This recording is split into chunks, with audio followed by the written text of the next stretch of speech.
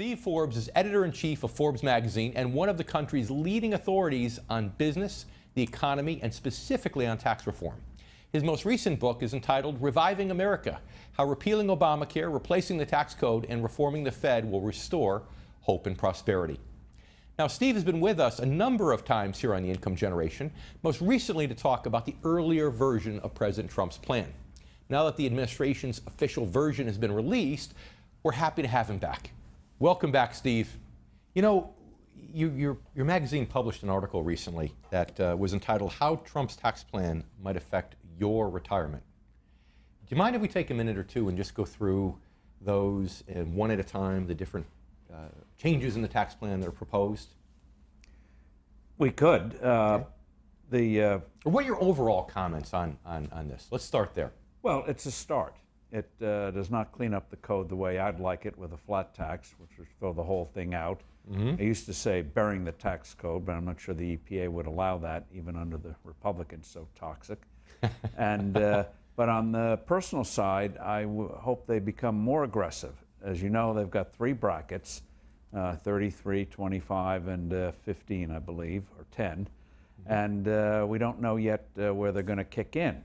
One of the flaws of the proposal of Senator Marco Rubio when he was running for president back in the 2 years ago was that his high point of 35% kicked in at a very low level compared to the current tax code. So for millions of people, it was a tax increase. I hope the Treasury Department and the House Ways and Means Committee, in this strange obsession with what they call revenue neutrality, avoid playing games with the brackets. Make them very high. You want people to be encouraged to earn more. So what do you think? Whom do you think benefits the best here as far as individuals are concerned? You know, top bracket, if it drops from 39.6 down to 35, and then we eliminate the investment income tax, that helps them. The low bracket going down to 10% and maybe a bigger standard deduction helps them. Whom do you think really stands to benefit the most? Well, the key thing is you have to have everyone benefit. That was the genius of the John Kennedy tax cuts of the 60s, the Reagan tax cuts of the 80s, was they included everyone. Now, some economists will make the case that increasing the standard deduction, for example, does not add much boost to the economy. But politically, you have to do it. People have to feel right away they are earning more. And so they've got to do that. Because a lot of people, even if they end up paying income tax, like the idea that they keep more of their paycheck, each paycheck to paycheck, and not just depend on a big refund in April. Of course. So they have to do that. And the key thing about reducing tax rates is not to just put more money in your pocket. The key thing is to reduce the price of innovating more, investing more, creating more, working more. And so if done right, it's the gift that keeps on giving. First, you get an immediate payback in the sense your paycheck goes up. But by encouraging investment or removing barriers to investment, you get a more vibrant economy, which means paychecks can increase on the top line, not just the bottom line in the future. And you know, it's funny because I love what you had proposed previously as being a flat tax advocate, and the beauty of that is simplicity.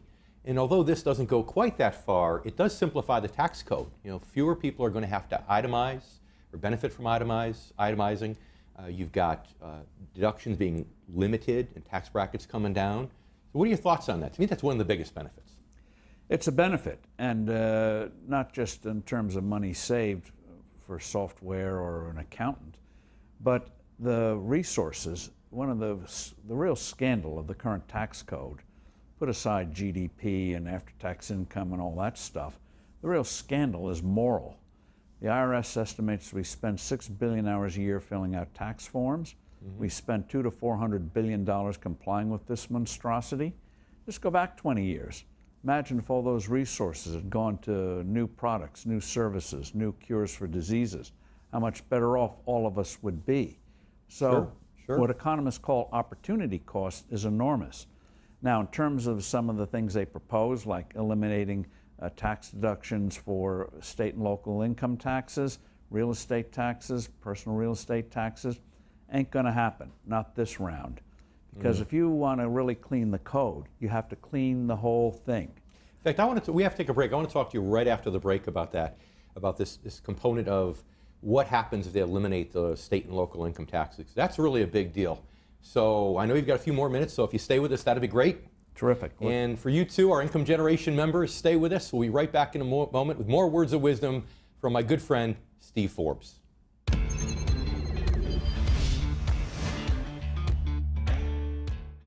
So now I want to welcome back my friend Steve Forbes, editor-in-chief of Forbes magazine, one of the country's leading authorities on business, the economy, and specifically tax reform. Thanks for sticking around. Good to be here again. You know, it's funny. Good thing, for our viewers, it's important to know that if you remember last time Mr. Forbes was on our show, you had a broken wing. You had your arm in a sling there, and I just want to repeat this because I don't know if you remember what you said, but it was very, very funny. When asked what happened, you remember what you said? Fighting liberals? You hurt your arm fighting liberals, that's right. And I thought that was just the perfect response, especially for us here on Newsmax. And I'm going to have to do it again. You have to do it again, that's right, that's right. Well, I'm glad physical therapy is going well. I'm glad to see you back in the saddle here. Before we talk about the corporate tax rates, I want to talk to you a minute, especially because we're sitting here today in New York with some of the highest state and local taxes ever. If they do get rid of these state and local tax deductions, what kind of impact do you envision this having? Well, if they did, and you had very much lower personal income tax rates, lower than what they're proposing now, actually what would force states to do like New York is reduce their income tax rates. Back in 1986, when Ronald Reagan simplified the tax code somewhat, got the top rate down from 50% to 28%, states like New York, even though they're under liberal governance, Governor Cuomo, father of the current governor, felt that they had a lower tax rate somewhat. Otherwise, the state was going to take a hit economically. So I think you'd see the same thing again. But the key thing is, if you're going to do that, first of all, they're not going to be able to do it because there are too many representatives and senators from states like New York. Even California has a dozen or so Republican representatives. So it's going to be hard to do. And that's why I hope on the second round, just as Reagan got a second round several years in his presidency on taxes, that they will get rid of all deductions, like the flat tax, and give people a choice. If you're hung up on deductions, you can keep your old system and suffer, or go to the new simplified system where you can literally do it with a few keystrokes on your computer. So they won't get it this time, even though why people ask, why should Texas, why should Florida subsidize high tax states like California, New York, and other states? So we'll see what happens on that, but I don't think it's going to happen this round. But it sounds like net you actually think it's a good idea because it'll force states I think it's an excellent idea. To force them to lower tax rates and become more fiscally responsible. The code shouldn't be in the business of trying to run our lives. And so a good flat tax, the only deductions would be for adults and for kids. Right. You should be able to keep a certain slug of your income for basic expenses. After that, have a very low rate and focus on doing real positive things instead of giving tax lawyers and others a nice living. And actually Not that I have anything against tax lawyers. Some of my best friends are tax lawyers, but they can become Uber drivers or something useful. You know? That's right, exactly. So speaking of flat tax, what they're kind of looking to do with the corporate tax rates in a way is turn the corporate rates into a flat tax. To me, that's one of the best things about this whole tax plan is the reduction of corporate taxes. But, let's hear your thoughts on this. It would be a good thing. We, as you know, today, we have the worst in the world, 35%. Then you had the states, it's about another 4.5%, 5% average, some worse than others. But going from the worst to the best, Ireland's among major economies, even though it's a small country, it's 12.5%. Getting ours down to 15 would be great. And one of the things Trump has proposed, which I'm not sure Congress will go along with, is a so-called pass-through income from partnerships, small businesses and the like, now taxed at the personal rate of almost 40%. Get that down to 15%. That would be fantastic. And people say, well, everyone will then incorporate into a business so they won't have to pay as much. I say, great, more businesses the better. That's right. That's what our country's all about, isn't it? Be good for the country. So they've got some good ideas in repatriation of the $2+ trillion stashed overseas because of the huge tax rate we have here. Sensible things like that. The one thing I hope that they don't do is this crazy 20% national sales tax they're proposing, so-called border adjustment tax, Right. which would slam working families the most, raise the price of a car, average $2,000 to $2,500, 30 cents a gallon for a gallon of gasoline, 30-cent extra tax you're going to pay. That's ridiculous. Yeah. Why put in a tax like a value-added tax that's been such a burden in Europe for economic growth? Why are we imitating the worst practices of other countries? This I don't understand about Paul Ryan, what's going through his brain on that one, but they should just chuck it and go for a pure tax cut. You know, I agree. The VAT tax is probably going to hurt more than it will help. Absolutely. But getting back to capital gains rates again, that's what the critics say. The critics say that, you know, well, if you can let everybody incorporate and go to LLCs and more people in the 15% bracket, then it's really a tax cut for the affluent. I mean, how would you respond to that? Well, under the Trump plan, it starts at 10%. So if everyone else is paying 15, why not just raise the exemptions? They're already going to double the exemptions. How about quadrupling the exemptions? I'm in an expansive mood today. and make the whole thing a 15% flat tax. So the fact that everyone's going to try to get to a 15% bracket, I think, is a good thing in promoting ultimate simplicity of the tax code.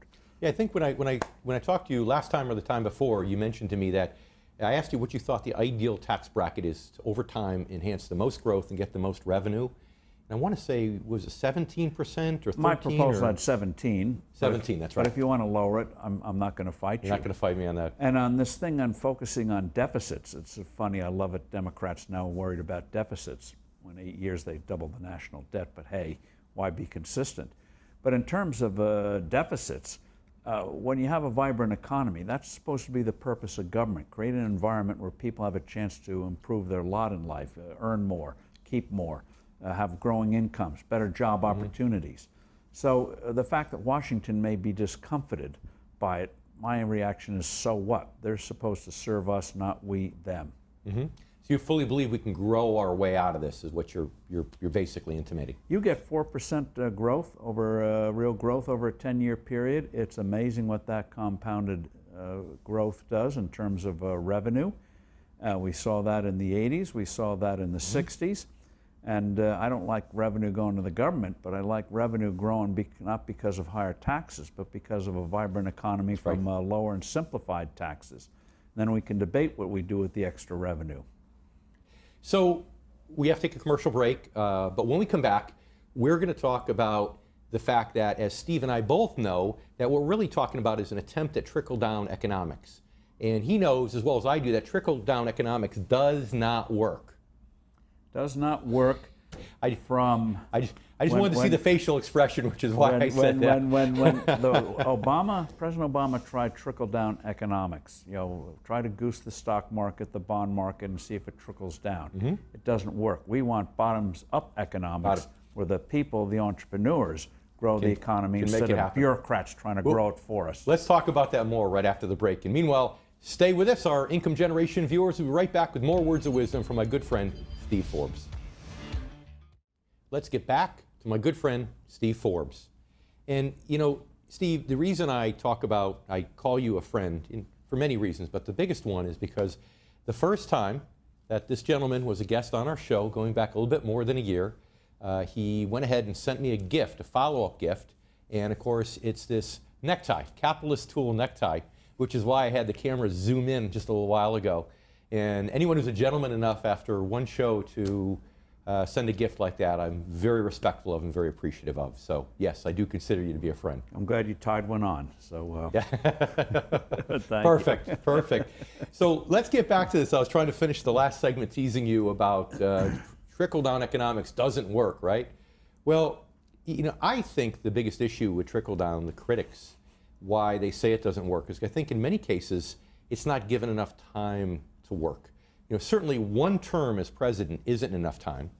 And in some cases, at the end of 2 terms is when you just start to see, that type of activity that makes trickle-down work. What are your thoughts? Well, the way you get an economy moving is removing barriers from people who want to get things done. High tax rates do it, excessive regulation will do it, crazy health care bills will do it. Right. And this president wants to tackle those things. And in terms of how you get to growth, it's investment. Whether it's you putting a certain amount of money into your 401k, you have a whole ecosystem in this economy of various stages of capital development. And one of the things, tragedies of the last 10 years or so, is how many small new businesses haven't started because of the huge obstacles out there, including a credit market that's been messed up by the Federal Reserve and an unstable dollar. You know, whether the dollar's strong or weak, it's like a clock that's too fast or too slow. Neither one's going to do you much good. That's right, they're both bad. So George Washington had it right, Alexander Hamilton had it right, sensible taxation, minimal government involvement in the economy, and stable money. By golly, good things happen. Good thinking, right? Just imagine that. So we agree that trickle-down economics or triple-up economics works because you put money in the hands of people, and people will do smart things with it. People as a whole want to do the right thing with money. Don't punish success. That's right. Encourage it. So speaking because Steve Jobs' success was everyone's success. Did anyone mind he had 10 or 20 billion or a big airplane? No, they knew he created instruments that are now indispensable in our lives. That's right. You know, at one point we thought we were foolish enough to think that telephones were to have a conversation on, and now we use our phones for other things a lot more frequently than that. Whole world's at our fingertips now. It's amazing. But speaking about putting the hands into people who, putting the money in hands of people who can do something and grow, how about the estate tax cut that he's looking to do? What are your thoughts on, call it the death tax. It's bad enough that we're taxed which during is what it is, our right? lives. And so we should get rid of the death tax. We should be allowed to leave the world unmolested by the IRS. And I think they're going to have a hard time making it happen. But the rates now are ridiculous. So again, a lot of brain power devoted to how do I save the business? How do I get assets passed? Instead of growing the business. But how about the argument that the reason estate taxes started many, many years ago was simply so that money didn't get handed down from generation to generation, so that our country wouldn't become a landed aristocracy. That was the initial purpose of it. Of course, then after it became somewhat of a revenue generator. Do you think that's a real risk in our country? The answer is no. You look at the Forbes 400 richest Americans. First time we came out with that was back in 1982, 35 years ago. Steve, you know I don't look at that? Because you weren't born then, I know. No, I know. I don't look at it because my name's not on it. That's why I don't look at it. But well, I respect your privacy. But you look at the names on then, or their heirs. There once had a lot of Rockefellers on it. Now, with the death of David Rockefeller, zero. DuPonts, a lot of DuPonts. Today, zero. It's a dynamic economy. And landed aristocracy, you can own a lot of land and you aren't going to be very rich in this economy. The real source of growth is the human brain, human mind. Sure. And that's the source. And so this idea you can perpetuate wealth from generation to generation, no. Each generation has its own unmet needs. And so it'll get redistributed fairly quickly. And even if they have sensible people running those assets, that means those assets are being invested. They're not just sitting in a drawer under your bed, having moths eat it. No, others are putting it to work. So even when you put a deposit in the bank, bank in a normal economy put that to work. So you're not spending it, but somebody else is using it. That's the virtue of a capitalist economy. You're saying the capitalist economy works. I love it. Music to my ears. And it's moral. Because how do you succeed in the capitalist economy? Meeting the needs and wants of other people. That's Government right. is greed. That's forcible seizing of your assets. Now, absolutely true. Now, listen, 30 seconds or so we have left. Can you just tell our income generation members, where do you think the compromises are going to be, and where do you think this is likely to end up? What's President Trump going to have to give back to get it through? Well, I think Republicans in Congress are beginning to realize if they don't get a good growth tax cut through this year, they're going to be pursuing many of them new opportunities after the elections next year. So they better get something done, because we've seen in the past when you have a good economy, a lot of sins are going to be forgiven when people feel good. But what do you think is most likely, though, to compromise? The corporate rates, the personal rates? I think the corporate rate they may raise to 20 or 23 as a first stop. The getting rid of state and local income tax deduction, not going to happen. They may jigger around with the brackets and things like that. But the key thing is to keep pushing for something simple and don't do this crazy 20% border adjustment tax, sales tax, taxing to cut taxes. I mean, tax cuts are supposed to be reductions, not new taxes. Yeah. I'm with you 100%. So listen, unfortunately we're out of time, and I didn't get a chance to talk about your other favorite topic, which is the potential repeal of Obamacare. So hopefully we'll have you come back sometime soon so you can share your thoughts with our viewers on that. Yeah, the less we have of Obamacare, the better our health will be. That's all you need to know. Fair enough. That's the Cliff Notes version. I very much love that. So patient control, not bureaucrats. Perfect. Thank you very much for being on the show today. Very much appreciate you coming in. Stay with us. We're coming back with the Financial Advisors Roundtable. Scott McLean and Andrew Adjemi are our guests today. We'll be right back.